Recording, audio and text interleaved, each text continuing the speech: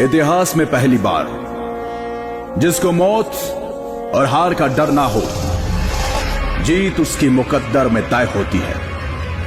यह कहानी है एक ऐसे वीर पराक्रमी योद्धा की जिसने ना सिर्फ पूर्वोत्तर की रक्षा की बल्कि मुगलों के गुरूर को भी कुचल डाला। The legend of Lachit Borphukan.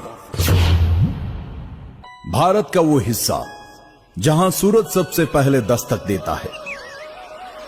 पूर्वोत्तर 17वीं सदी, जब पूर्वोत्तर की राजधानी हुआ करता था रोंगपुर शिवसागर।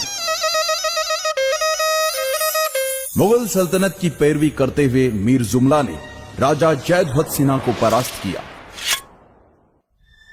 जिसके पश्चात उनकी अकाल मृत्यु हो गई।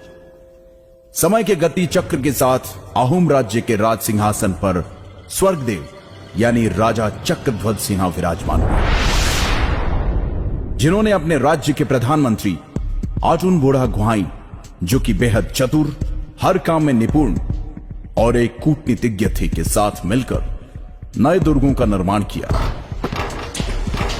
अपनी सेना को संगठित कर उसे और मजबूत बनाने के लिए उन्होंने एक वीर योद्धा लासित बोरफुकन को अपनी सेना का प्रधान सेनापति नियुक्त किया।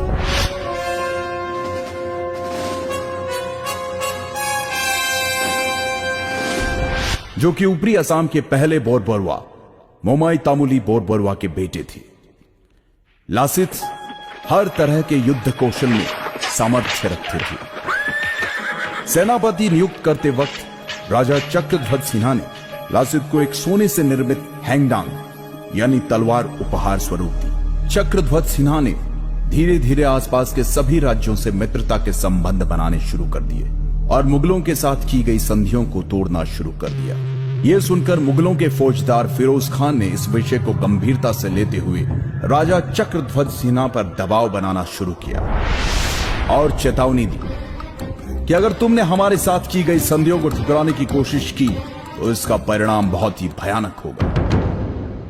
उधर इन बातों की परवाह किए बगैर प्रधानमंत्री आटुन बोड़ा गुहाई और प्रधान सेनापति लासित बोरफुकन ने मिलकर पहले छोटी छोटी जगहों पर और फिर अगस्त 1667 को गुवाहाटी पर भी फतह हासिल कर, जिसके तहत मुगलों को पीछे हटने पर मजबूर होना पड़ा।